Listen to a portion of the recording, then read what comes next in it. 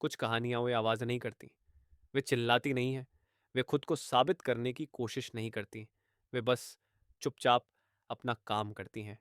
धुरंधर एक ऐसी ही कहानी है। ये फिल्म हमें ये नहीं बताती कि हीरो कौन है, ये हमें ये दिखाती है कि हीरो कैसे मिट जाता है।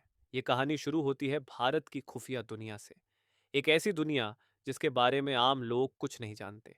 एक सुबह देश की सबसे सुरक्षित इमारतों में से एक में एक मीटिंग बुलाई जाती है। कमरे में बैठे लोग सत्ता में हैं, फैसले लेते हैं और इतिहास को मोड़ने की ताकत रखते हैं। टेबल पर रखी जाती है एक मोटी फाइल। इस फाइल में कोई नाम नहीं है, कोई चेहरा नहीं है, सिर्फ खतरा है। रिपोर्ट बताती है कि भारत के खिलाफ एक ऐसी साजिश रची जा रही है जो सीधे हमला नहीं करेगी। ये साजिश धीरे धीरे काम करेगी। अर्थव्यवस्था को कमजोर किया जाएगा, सुरक्षा एजेंसियों को भ्रमित किया जाएगा, राजनीतिक फैसलों को अंदर से प्रभावित किया जाएगा और जब देश खुद से लड़ने लगेगा तब हमला किया जाएगा। यानी दुश्मन सीमा पर खड़ा नहीं है, दुश्मन मीटिंग रूम में बैठा है। यहीं पर सबसे डरावनी बात सामने आती है। इस साजिश में देश के कुछ अपने लोग भी शामिल हैं। अब सवाल उठता है, अगर सिस्टम ही गंदा हो तो सिस्टम को बचाएगा कौन? यहीं से धुरंधर की एंट्री होती है, या यूं कहें उसकी याद। क्योंकि धुरंधर कोई आम इंसान नहीं है, उसकी कोई पहचान नहीं, कोई आधार नहीं, कोई रिकॉर्ड नहीं। सरकारी फाइलों में उसका नाम जानबूझकर अधूरा रखा गया है, क्योंकि जिस दिन उसका नाम पूरा लिखा जाएगा उसी दिन उसे मिटाना पड़ेगा। धुरंधर को बुलाया जाता है, कोई लंबी स्पीच नहीं होती, कोई मोटिवेशन नहीं दिया जाता, बस एक लाइन, अगर पकड़े गए तो हम तुम्हें नहीं जानते। धुरंधर ये लाइन पहले भी सुन चुका है, उसके लिए यह नई नहीं है। वह जानता है कि यह नौकरी न तो सम्मान देती है, न सुरक्षा, बस जिम्मेदारी देती है। वह मिशन स्वीकार करता है और यहीं से उसकी असली लड़ाई शुरू होती है, खुद से।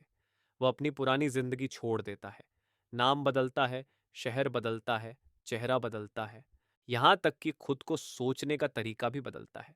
क्योंकि अंडरकवर रहने का मतलब सिर्फ झूठ बोलना नहीं होता, उसका मतलब होता है झूठ बन जाना। अब वह एक ऐसे इलाके में जाता है जहां नियम नहीं होते, जहां कानून पैसे से खरीदा जाता है, जहां देशभक्ति सिर्फ भाषणों तक सीमित है। धुरंधर कोई धमाकेदार एंट्री नहीं करता, वह चुपचाप आता है, छोटे काम करता है, छोटी गलतियां करता है। क्योंकि यहाँ परफेक्ट लोग सबसे पहले मारे जाते हैं। वह लोगों की बातें सुनता है, उनके डर समझता है, उनकी लालच पहचानता है और धीरे धीरे उनका हिस्सा बन जाता है। लेकिन हर रात वह सो नहीं पाता, क्योंकि उसे पता है जिस दिन किसी को शक हुआ उस दिन वह खत्म। जैसे जैसे वह नेटवर्क के अंदर जाता है, कहानी और डरावनी होती जाती है। यह सिर्फ अपराध नहीं है, यह सिर्फ पैसा नहीं है, यह सत्ता है। लोग जो देश के फैसले लेते हैं वही लोग देश को बेच रहे हैं।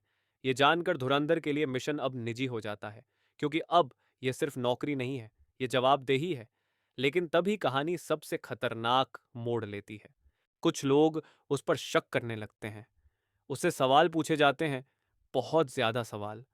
उसके अतीत को खोदा जाता है, उसकी हर बात को तौला जाता है। और फिर होता है सबसे बड़ा धोखा। जिन पर उसने भरोसा किया वही लोग उसे बलि का बकरा बना देते हैं, उसे देशद्रोही दिखाया जाता है, उसके खिलाफ सबूत बनाए जाते हैं। अब स्थिति यह है, अगर वह पकड़ा गया तो सरकार भी उसे बचाने नहीं आएगी, क्योंकि सरकार खुद डर रही है। लेकिन यहीं पर धुरंधर टूटता नहीं, बल्कि और खतरनाक हो जाता है। अब वह छुप कर नहीं खेलेगा, अब वह खेल पलटेगा। वह दुश्मनों को वही सच दिखाता है जो वे देखना चाहते हैं, और असली सच धीरे धीरे बाहर भेजता है। लेकिन समय बहुत कम है, हमले की तारीख तय है, अब यह करो या मरो की स्थिति है। आखिरी टकराव होता है, राज खुलते हैं, नाम सामने आते हैं, सत्ता की असली शक्ल दिखती है, और आखिरकार साजिश नाकाम होती है। देश बच जाता है, लेकिन धुरंधर नहीं बचता। उसकी पहचान हमेशा के लिए मिटा दी जाती है। कोई नाम नहीं, कोई मेडल नहीं, बस एक खाली फाइल। फिल्म खत्म होती है लेकिन सवाल छोड़ जाती है, क्या देशभक्ति हमेशा दिखाई देती है, या फिर वह चुपचाप किसी अंधेरे कमरे में खुद को मिटा देती है? धुरंधर इसी सवाल का जवाब है।